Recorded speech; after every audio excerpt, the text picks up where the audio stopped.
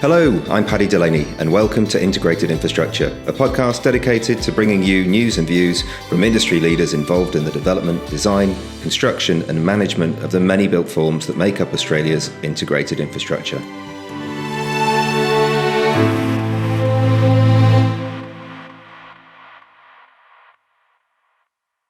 This is Integrated Infrastructure episode 26, and in this episode we talk to Andrew Pettifer. Andrew is the built environment leader for Mott MacDonald in Australia. Andrew's recently joined Mott MacDonald from Arup and is particularly enjoying his new role in a company that's shown some fantastic growth and cemented its place in the Australian engineering and design market since its arrival in Australia 10 years ago. Andrew is passionate about the industry. Amongst other things, we talk about why an employee-owned business creates the right culture for a sustainable business. We talk about Andrew's experience as a client and how to get the very best out of a consultant as a client organisation. We discuss the emergence of new delivery models for major projects and the increasing amount of collaboration we're seeing in that space. Andrew talks about his new role and why he's so excited about the growth in the number of precinct-style projects in Australia. We also discuss his recent RV trip up, around and through the middle of Australia and his plans for the future. I hope you enjoy the podcast. Please like, share, comment and subscribe if you do. So without any further ado, here's my conversation with Andrew. Andrew, welcome to Integrated Infrastructure. Thanks ever so much for joining me today. As always, if we could kick off, if you could tell people who you are and what you do and find out a little bit about you. Yeah, thanks, Paddy. Thanks for having me on. It's good to have a chance to talk to you. So my name's Andrew Pettifer. I'm a building services engineer by profession. I've worked in consulting engineering all my career, and which is quite a long time now. And I've had senior leadership roles in consultants, both in the UK, where I was with a firm called Gifford and Partners. I was a partner there. That eventually got swallowed up by Ramboll. Who you may know, a major European firm. I came to Australia in 2007, joined Arup, and spent 13 years there. Ended up leading the Sydney office and leading the buildings group. And then last year, after a bit of a break, I joined Mott MacDonald. My current role is Australia built environment sector leader. Yeah, fantastic. But before we get into the construction and engineering world, tell us about your break, because I'm quite jealous, and it's something that I'd like to do in the future. Yeah, for sure. No, look, I guess having come away from Arup, I managed to engineer myself a bit of time, which is not always easy in people's careers to find a few months to take some time out. But I was really keen to do that with my wife, and we did a trip. We bought ourselves a motorhome, and we set off. And we were very fortunate because we managed to get from New South Wales into Queensland when the border was open in July. There was just a small window there.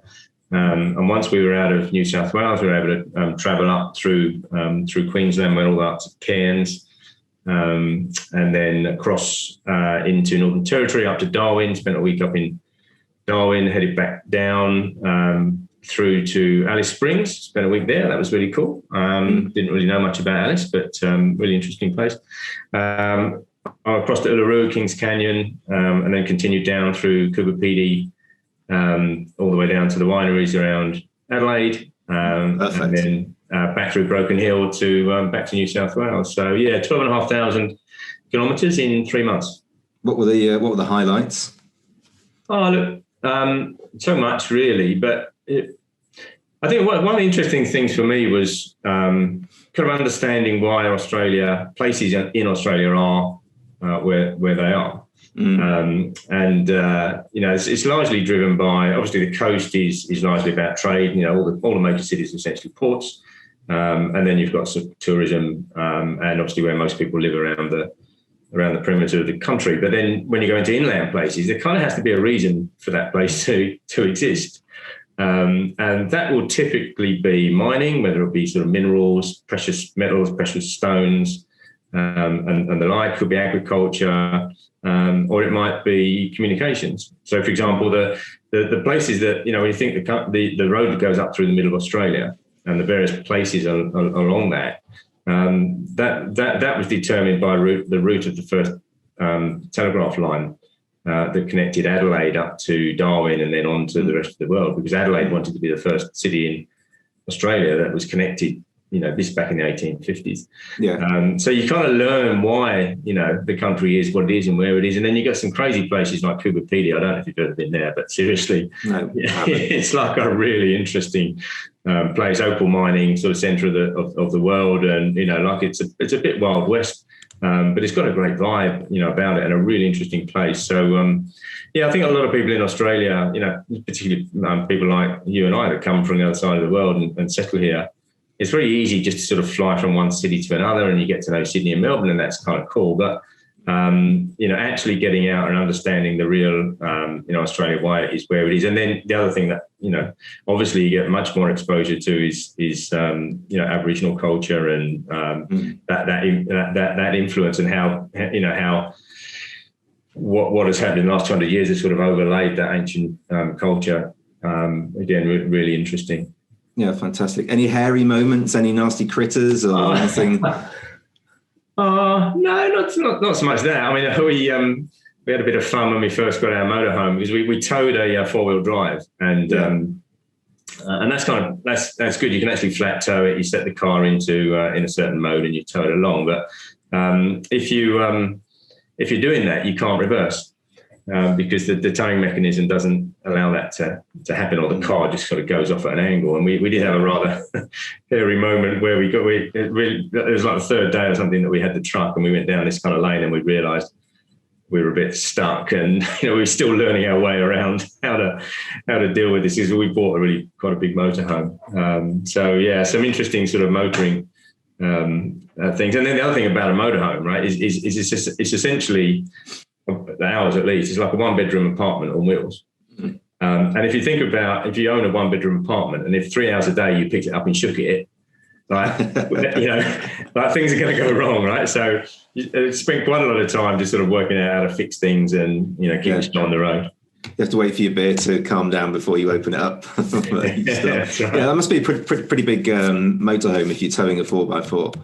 Yeah, it's a 31 foot. It's basically like a full-size Winnebago kind of thing. But Tracy and I, my wife and I, we own a caravan park out in regional New South Wales. It's a family business. So we kind of started to learn a bit about caravanning and motorhomes, and it's handy because it's obviously we can keep our motorhome out there rather than try and park it on the street in Sydney, which is not so easy. Yeah. No, fantastic. And you, so you sort of had you finished with Arup, and you had this fantastic break, and then you've obviously joined Mott's in your current role. What just out of interest, what is it about Mott's that drew you to it? Why Mott's? Yeah, look, I mean, for me, it's really important what a business stands for. The culture and the values, and the Mott's does have a very strong focus on creating social value, on technical excellence. We're an employee-owned firm. So we can decide what we want to be. We don't answer to shareholders and stock market and all that sort of thing.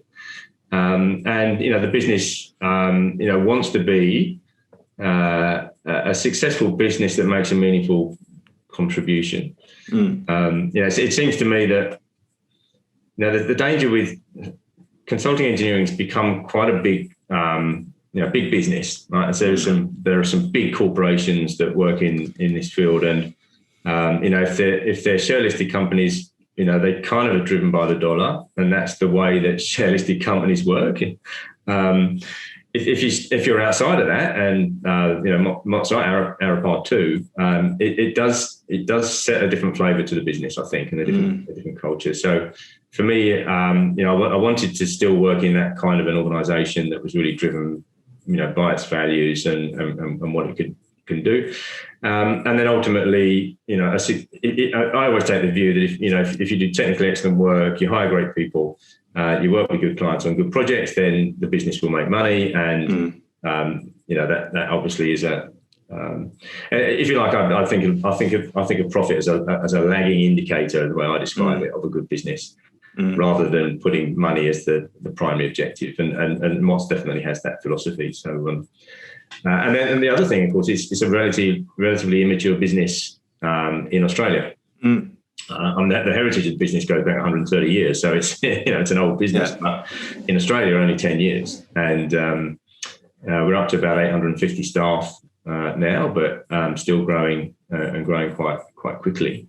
So that's 850 from. That's quite. There's been a very recent advance in that number, hasn't there?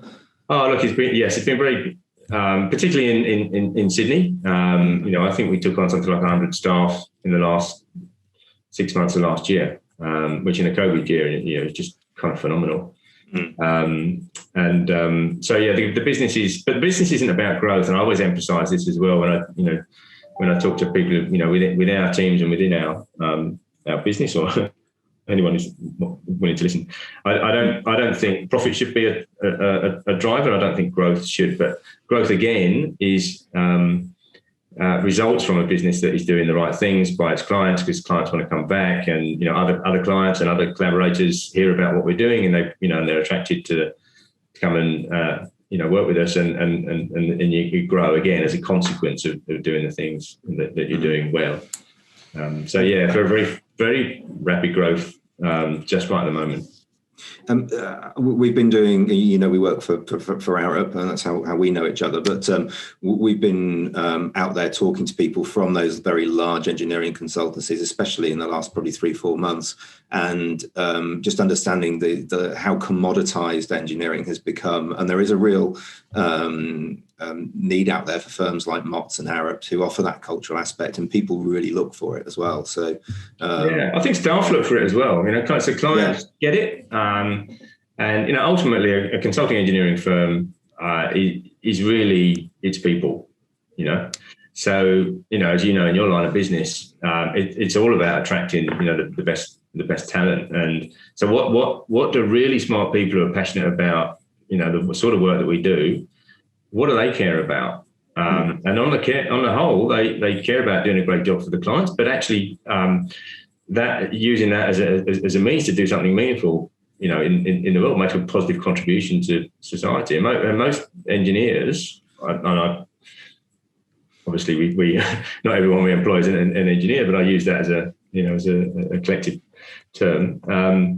That's what we care about. Yeah, it's interesting, isn't it? Because there are some themes here that we were talking about not too long ago, that in terms of maybe people's motivations and reasons for being and what have you, that flows through into that other conversation that we're having around how do you get the best out of a consultant? And I know it's something that you're quite passionate about, and we've talked about before. But tell us about that. How do you think you get the best out of a consultant as a client organisation or a client? Yeah. Look, to me, being a client is essentially a leadership role. And I have my own sort of recipe for leadership, which some of the people who I've worked with in the past will recognise this. And I'll share this with you because I think it's relevant to leadership as a client. So the recipe to good leadership in what we do is this: surround yourself with great people, create an environment in which they can flourish, let them get on with it, and then glow in the reflected glory of their achievements. That's essentially kind of what I've tried to do in my career. So anything I've achieved, in my career has been as a result of the people that are around me. So just make sure those people around you are really good and well aligned and so on. So then when I think about clients, and I have to say, in my experience, when I look back, and I've been doing this for 35 years or something now, so I've done a lot of projects and been involved in a lot of projects, and the ones that have gone well, when I reflect on it, are ones who've had really good clients. Because the way I rationalise this is, in engineering consultants, architects, builders, we all go to university and study to do what we do. Nobody really goes and studies how to be a construction client. There are 1 or 2 courses emerging for senior leaders and so on at the moment, but essentially it's something that people kind of fall into. And so as a result, some people really flourish and others kind of don't do such a good job. So then I think, well, what is it about the things that I recognise that the good clients have done. And I think it's 4 things I've identified. One is to provide a really clear vision and ultimately a brief. To be really clear about what it is they're trying to achieve. Right? Then they need to put in place a really effective governance structure so that they can make good decisions and timely decisions. Because that's to keep the project going, you need that. And sometimes some of the best projects I've worked on have had a really almost like a sort of benign dictator sort of approach. There's one person who makes all the decisions, and that kind of tends to work. But of course, in most major projects, it can't be like that, and particularly obviously in the public sector. So you need this governance structure that allows decisions to be made. Then they've got to hire a great team, and we'll probably talk a bit more about that. But then, and this is the very important thing, is to nurture a culture within that team that allows consultants and contractors to do their best work. And that goes back to my sort of leadership thing around let people get on with it. Really, because you're hiring experts and you're hiring highly experienced people. So the client really needs to trust those people. So I think if clients do put those things in place, then they're likely they'll get good outcomes from their projects. Yeah, and you don't mention contracts in there once, which is interesting because I think that in reality, clients, the first thing they do is they get themselves a good lawyer. It's often said that the contract needs to be there. It's the thing you put in the bottom drawer, and hopefully you never have to do it again. And that is definitely a good project. Where you see clients or sometimes contractors who as soon as there's a bit of a problem they get the contract out, you're thinking this isn't going to end well, because the reality is we work on really complex major projects.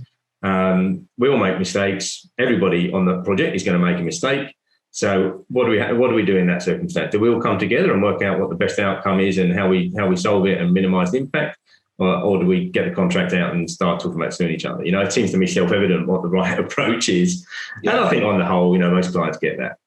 Yeah, absolutely. And you've actually been a client yourself recently. You've sort of had an experience of being on the other side of the fence. Yeah, and that was a great experience for me. So when I was the Sydney office leader for Arup, in fact, when I first took over that role, we had a project ahead of us, which was, we knew we were going to be moving into a new building at Barratt Place, and we were both the engineer and the anchor tenant, and so we had the opportunity to do an integrated fit out and really create something that really kind of reflected, the firm's aspirations or profile and what it stood for. And that was really, really cool. And to have that opportunity to be the client. So obviously I thought quite deeply around, what does it mean to be a good construction client, as we was talking about. And then I actually had the opportunity to sort of, do that. And I think on the whole, let's talk to the consultants and contractors that worked on the project, but I think it was a good project. I think at the end of the day, I was reflecting on, once we'd handed it over and, it was, we were all still happy. We had a good celebratory dinner on site and, and sort of reflected on what we'd achieved and so on. And I was kind of thinking, well, what do I take away from this experience? And the thing that struck me most was this: what I cared about most, or what really resonated with me as the client, was that the team that worked on the project, our consultants and contractor, I felt they cared about the project as much as I did. And that was it. So there's a level of emotional engagement that you as a client have with your project and potentially with your team, and you want your team to have that same level of emotional engagement with the project as you do. It's not just a job. It's something kind of more than that.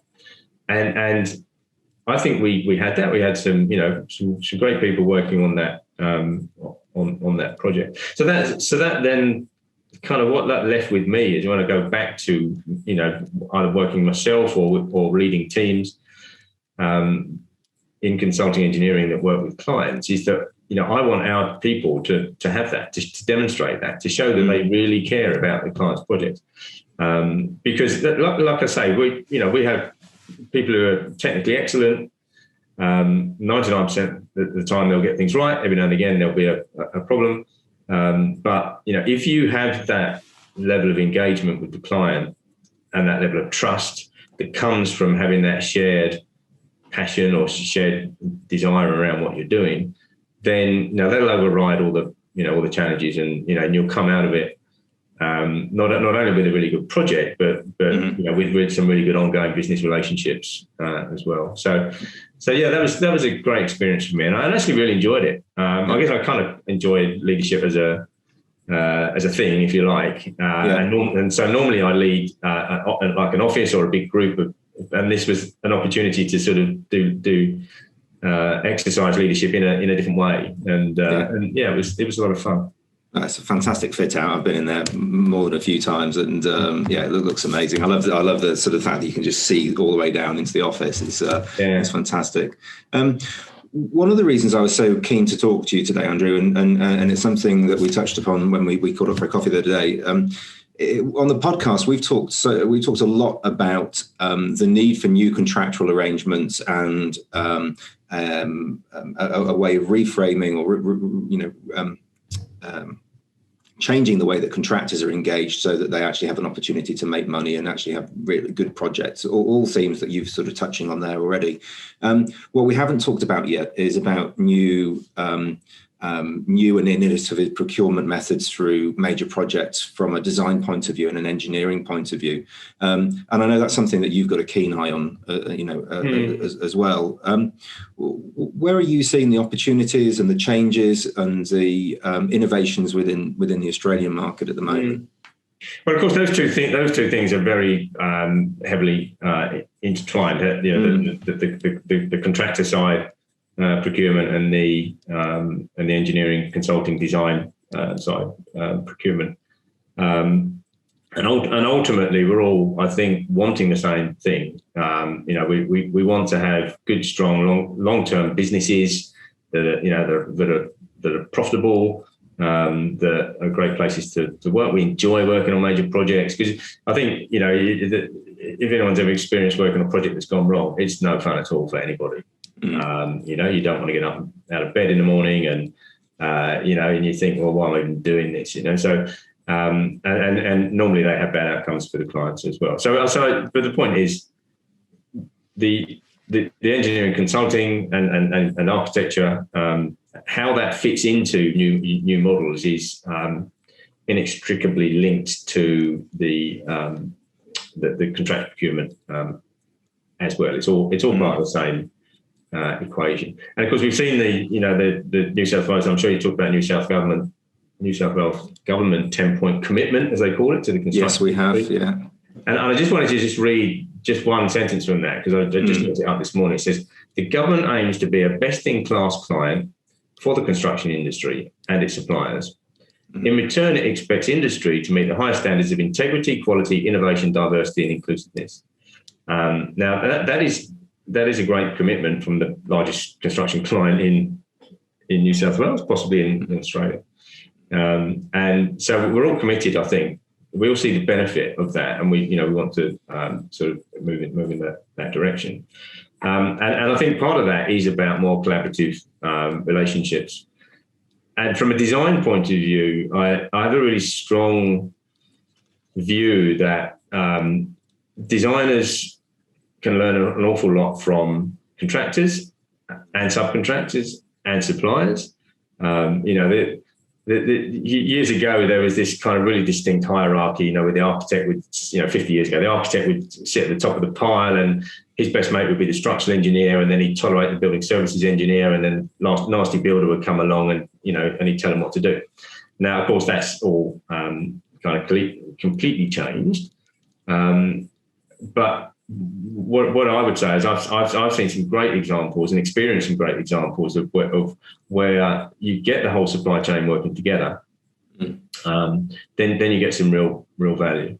We had a great example of that on the project we did with Macquarie at 50 Martin Place when we refurbished that building, which is, I don't know if you've been in there, but it's a wonderful project.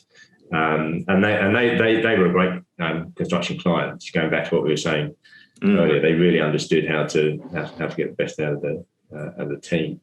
But when we did that project, the builder, which was Multiplex, were appointed before we had a DA. Okay, so they were at the table really early, and they brought their key supply chain members along, in particular on the services side. And we were designing up the building services solution. And we got to a point where about, I don't know, scheme design, sort of we worked out what we want to do, where all the systems were, and we gave it to Multiplex. They gave it to their mechanical subcontractor in this case. And he came back and he said, we've had a look at it. We think there's a better way of doing the heating in this project. Obviously, mostly we worry about cooling in Australia, but there is the heating component. And they said, we wouldn't do what you've shown. It's too expensive. There's another way of doing it. Try this. And we did. And it was a better solution, right? And we implemented it and it was a better outcome. So to me, that was a really kind of tangible example of bringing the supply chain into the story, and they brought their added value, and they were looking at it more from a point of view of we can save money on this job. What you're showing there works, but if you do this, we'll save the client some money. So what I guess what I'm coming to is to say I think the direction that things are going in helps with this increased collaboration up and down the supply chain, and consultants who embrace that, I think will succeed. Consultants who want to sort of sit back and I know best because I'm the consultant kind of approach, that's not going to fly in the future. Neither should it. So the other thing that strikes me about this whole thing is that when you think about it, there's really two types of scenarios, right? So one is, and we tend to think so I'm the buildings guy, right? So when it comes to buildings, very often it's a one-off that we're designing. So it may be, say, a major new commercial tower for a developer, or it may be something for government, like highly bespoke, like the new fish markets, which Mott MacDonald have been working on, or the powerhouse Parramatta. These are highly bespoke one-off buildings, and so that you can sort of implement, the client can sort of implement the sort of strategy that I was talking about in terms of getting the best team together and how to get the best out of that team to try and create the best outcome for that one building, and that's fine. Where you get real value, of course, is where you get a series of projects. And this is where the whole enterprise model, or the delivery partner model, I think you alluded to when we were talking earlier around Pacific Highway upgrade, for example, where because you've got a whole series of elements, but bridges is the obvious example. We've got a whole series of bridges. We don't design 6 individual bridges. We design something once and then we tweak it, modify it to suit where it needs to be along the line. That drives real savings. So that's where the real opportunities sit, I think, is how can those major construction clients, and typically it would be government, but not only, who have a series of projects, how can they set those projects up so that they're no longer a series of bespoke things, but they are a program. And then from a design point of view, there's real efficiencies. There's no question about it. And this ties in also with the move towards DFMA, so design for manufacturing assembly. So we think about off-site manufacturing and so on. Better approaches to digital design, or and also what we might call smart infrastructure. So understanding how infrastructure actually is working and drawing the data out and feeding that back in to later projects. You see, once it becomes a continuum of projects, it completely changes the whole dynamic of what the consultant can bring to the party, if you like. I had a great example, even because there's nothing new. Even before I came to Australia, I had a really good example of this. So this is back in the early 2000s. And Gifford and Partners, where I was a partner at the time, won a contract with an organisation called Flagship Training, who had essentially a PPP style deal with the Royal Navy to look after the naval training estates. There's about 5 sites across the south of England. And as part of that, they wanted to improve the living accommodation for the trainees. So we did a whole series of single living accommodation projects. And they were different. So if it was junior ratings, officers, sergeants, they all had slightly different, as you can imagine, standards that applied. But essentially, I think we did about 12 or 15 buildings across 3 or 4 sites. And the way that was set up, so that was an example of this series of projects. So we were the lead consultant. We employed the architect and the landscape, and we did all the engineering. And everything was open book. We had a declared sort of rates with profit margins, and we also had a plain gain share mechanism in place. And what we saw was, and I was leading this. I was all over the numbers at the time. That as we went through that, the cost of design dropped dramatically over those projects. We became so efficient at doing it. The buildings weren't all exactly the same, but they were similar. And we were using volumetric construction, so it was it's a DFMA style. Yeah. But by being really open with our client, really collaborative with the supply chain again, we literally saw the cost of design coming down. Our margin stayed the same. In fact, we made some good money on the gain share because we were actually outperforming what had been anticipated. So the profit margin kind of went up. The overall quantum of fee went down as we went through these projects, but the client really saw the value. So and as I say, that was 15 to 20 years ago. So it's not like we don't know how to do this. The issue I think is for clients just having the foresight, the political will, and almost the courage to because it comes down to trust, right? If you work on an open book basis, are those rates actually what it's costing the consultant? What actually is their margin? Are they going to do the right thing by us? Are they going to drive the cost down? But in my experience, and this goes back to general leadership as well, if you trust people, 99% of the time they will do the right thing by you. Yeah. If you hold a contract up against somebody and you enter a sort of combative sort of relationship, then they're more likely not to do the right thing by you. It's kind of just basic human nature. Right? There aren't that many alliances around, though, are there? In New South Wales, I mean, Melbourne, sort of Victoria uses them heavily through their rail infrastructure. But New South Wales, they really are sort of few and far between. I think we are starting to see a shift, particularly in the major infrastructure market. I mean, we've seen that with we mentioned Pacific Highway. I think the Western Harbour Tunnel is going down a similar delivery partner model. The delivery partner model is interesting, isn't it? Because really what the client is saying is that this project is so large and complex. We want to be a good client, but we haven't got the capacity to do everything a good client needs to do on our own. So we want a partner to come in and work alongside us. And the interesting thing about that is that partner might come from a consulting background, but they might come from a contracting background. It's actually doesn't kind of matter as long as they've got the skills and experience to be able to help deliver that. So that's that. Or a bank. In Western Harbour Tunnel, you mentioned Macquarie. Or a consortium of firms.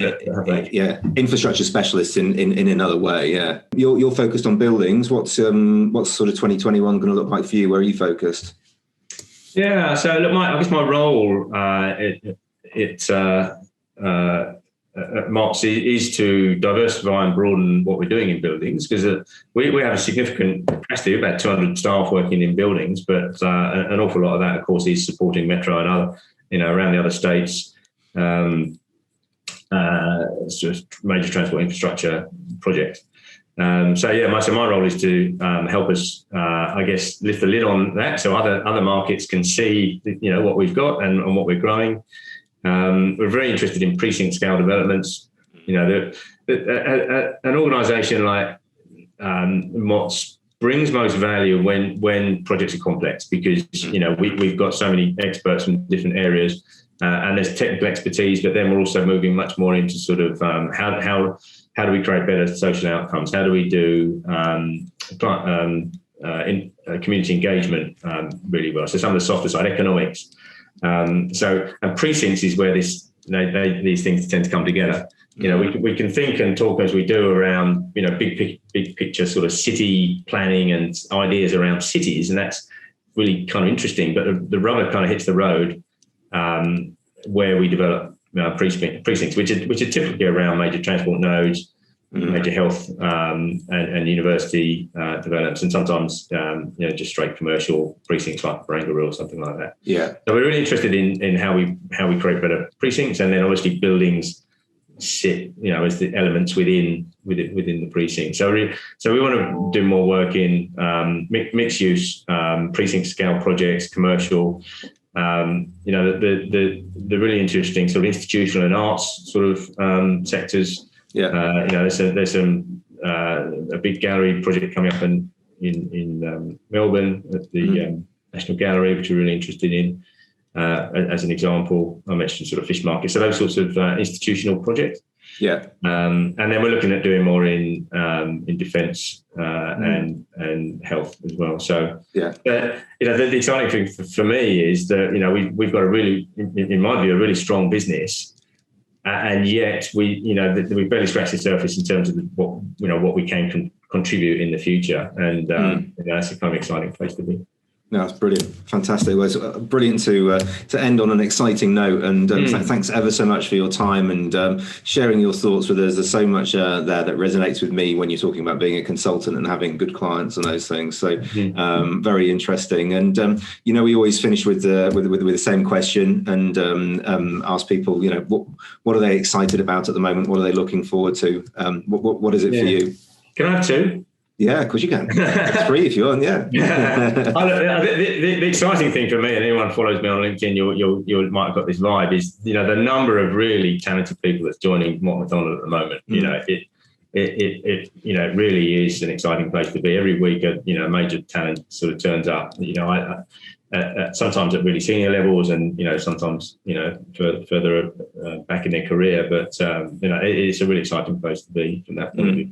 And then I guess in terms of looking forward to, I'm really looking forward to doing West Australia in our motorhome, because we had originally intended to try and get all the way around, and of course we couldn't get into WA because of the borders being closed. So we ended up doing the East Loop. Which leaves us the West Loop to do. So that's something we're really looking forward to. Fantastic. I've got a mate with a cider press in Margaret River. I'd have to introduce you if you head that way. So definitely. That'd be excellent. Andrew, thanks again for your time. Really appreciate it, and hopefully we'll have a chance to talk to you again at some other point. Thanks, Paddy. No, it's good fun. Integrated Infrastructure is powered by North Search, specialists in executive and technical search across engineering, design, construction, property and energy markets in Australia. If you'd like to find out more about North Search or get involved with this podcast, you can click on the links in the show notes or email me directly at the address on the screen. We hope you enjoyed this episode of Integrated Infrastructure. Please tell your friends and colleagues if you did, and we hope to see you again soon.